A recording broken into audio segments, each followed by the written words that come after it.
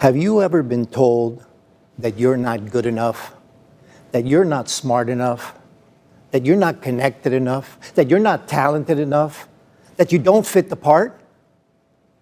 I have. As an adjunct professor at FIU, I get to go to many events. My favorite event is the Leadership Lecture Series. They bring authors from many parts of the country, usually educators. I'm an educator, I'm an author. I thought I had a chance. I go to see the director of the Center of Leadership, who are the people that put on this event. I bring my book to give it to him as a gift. We exchanged some small talk. And finally I said, point blank, Dr. Hiller, I want to be on that stage. May I speak on that stage? Well, you know, Gino, there's a committee and I don't decide. And frankly, you're not famous enough. Oh my goodness, a disappointment. I wasn't supposed to be on this stage, on this red circle, or earn an MBA, or be a successful construction projects executive for 25 years. Why? Because I am the unlikely product of the two most unlikely people that I know, my mother and my father. Mom met Dad when she was just 14 years old. The girls in the neighborhood told her about a new guy that had come, good-looking guy from Medellin, a paisa. She got curious. She got on her bike, rode around the park, and she caught him out of the corner of her eye, and she said, hello from far away.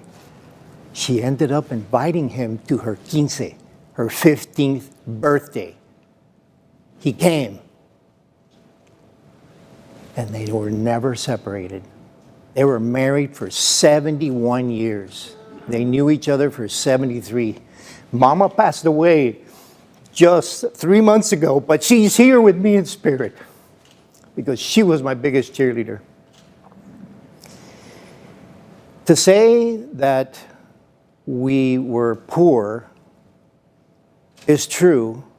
We were not middle class, but somehow Mom and Dad made it happen. They were active in the Catholic Church, St. Timothy's. They took us to Mass every Sunday. Dad spoke at the podium, reading one of the readings. They made friends with the Spaniard priest, a short man, that I remember him coming to our home in his black priestly attire with his white clerical collar and 2 large paper bags full of groceries. And that's how we got by, because he brought those groceries. I graduated number 105 out of 912 students at Southwest Miami Senior High. That doesn't say, whoa, he's the most likely to succeed. It wasn't bad. It was not great at school. That summer, after I graduated, Mom was working at Baptist Hospital. She said, Gino, I have a job for you. Great, okay. I go, I interview, and I get this job as a transportation orderly, pushing around people in wheelchairs and on stretchers from department to department, getting their labs or x-ray done. College was never spoken about in our home, ever. My parents were both high school dropouts. That summer, Mom asked me the dreaded question, Gino, are you going to go to college? Semester starts soon. I said, Mom, I don't know. My high school counselor told me, Gino, you probably should work for a year and then think about school. I told her that. She goes, what? Grabbed me by my long hair and shook me a little bit. And she said, get up, get dressed, and get going. We're going to Miami-Dade College, and I'm going to sign you up. Through her philanthropic work, she knew Dr. Eduardo Padron, made an appointment to see him and said, I have my son here, can you please let him in? And she did take me there, and he said yes, the last day that you could register. And I was on my way to college. That was my start to college. I wasn't a great student. I was working. I was on the soccer team. It took me 3 years to get out of a 2-year degree at Miami-Dade College. I decided to continue. Had a friend that had moved to Tampa, and he kept writing me, not emails, not texts, real letters. Gino, come to Tampa, to the University of South Florida. I go, okay, great. I have a friend over there, used to be a neighbor. I applied to the College of Engineering, and guess what? I was accepted, to my big surprise. And I was scared. That first semester, and even the second semester, I was such a lousy student. I got on academic probation, made an appointment to see the dean, and the dean said, Gino, we're going to put you on academic probation because you got to get your grades up. I go, okay, please give me a chance. I can't go home. My parents will disown me. He gave me the second chance, and now it took me 4 years to get out of a 3-year engineering degree. Lousy student was I. I graduated that summer with a 2.67 GPA. That's barely a C+. Doesn't say I was a great student. But I changed and created a new acronym, Marley, G3PA. You know, like that movie, C3PO? G3PA. Grit, perseverance, persistence, and positive attitude. That's what makes a difference. That'll get you through.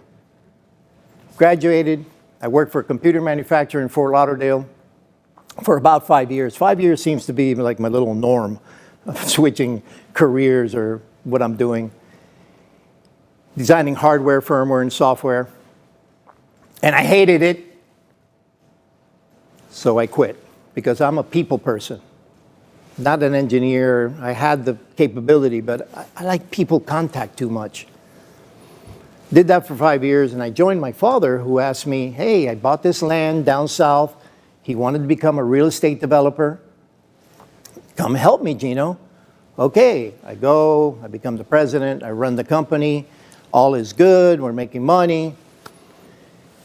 And I don't know what possessed me, but I said, I'm going to apply to the University of Miami MBA executive program. This lousy student, I told somebody this the other day, and they go, how'd you get in? You only had a 2.67. Oh, turns out if you got the money, you can get in. I did it. I went in, scared out of my mind, but it turned out to be one of the greatest programs that I ever did. It was built for executives. Working as a real estate developer. My professors were all doctors. They were the chairman of the department. They catered our breakfast. It was a wonderful experience. I made many great connections, but it didn't last because of the real estate crackdown. But this time, I graduated with a 3.495. Yeah. I know for me it was a big deal. What changed? Confidence, the help from the people that surrounded me, and a passion for doing greatness. That's the other G. I continued in my career after some friends that I had hired to build some of the homes say, hey, Gino, are you done flipping burgers, flipping knives, and flipping houses? Yes. Okay, come work for us. But wait a minute, George, I don't know what you guys do. Oh, we're general contractors. We build stuff. Really? Yeah, schools, hospitals, jails, bridges, roads. I don't know anything about that. Oh, don't worry, we're going to train you. Guess what? They didn't train me. It was the school of hard knocks. Started as an estimator, and I kept moving up the ranks, and I lasted for 25 years there. Until one day, there was 5 brothers. The youngest brother writes me a text saying, I would like to have lunch with you today. I was like, wait a minute, something's wrong. I felt something in my stomach. This guy had invited me to lunch maybe 5 times in the 25 years I've been with them. I knew something was up. Okay, I get there, he's sitting. We exchanged pleasantries, and he said, Gino, we love you. You're a tremendous asset. You add value wherever you go. But we got to let you go. Whew. My heart sank into my stomach. I was so mad. I went home that day. I didn't go back to the office. Then I went through the 5 stages of bereavement, which I've been through many times, especially with the death of a loved one. But losing your job, your career, your purpose, you lose your purpose. So I had to find it again. And I reinvented myself numerous times, as I have in my whole life. I became an adjunct professor at FIU and Miami-Dade College. I also teach safety, occupational safety courses for Volunteer State Community College. So I became a higher education professor. I'm also trying to do this professional speaking stuff.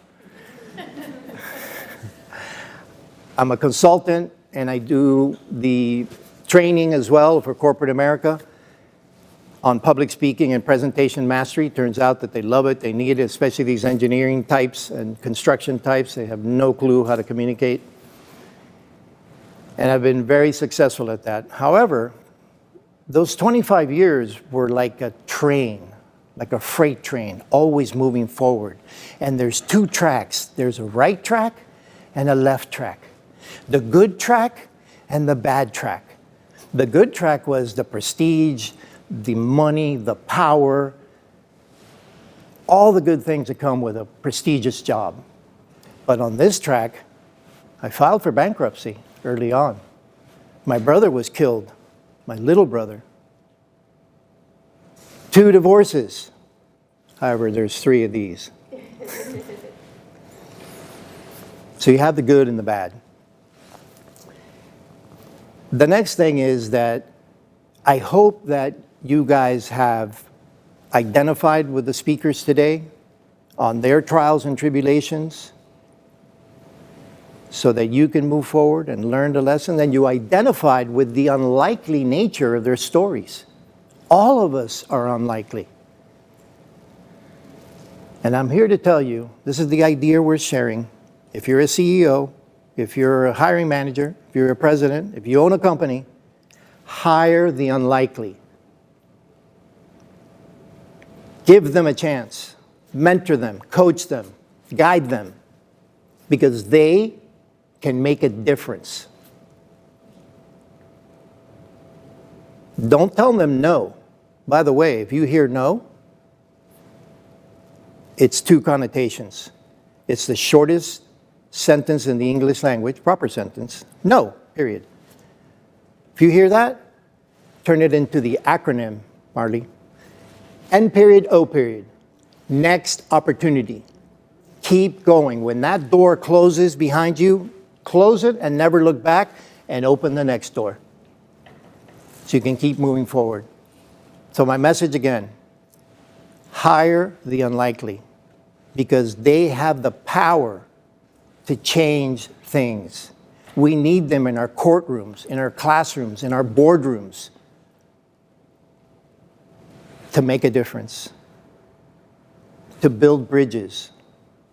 But the most important thing is we build hope. Namaste. Yes.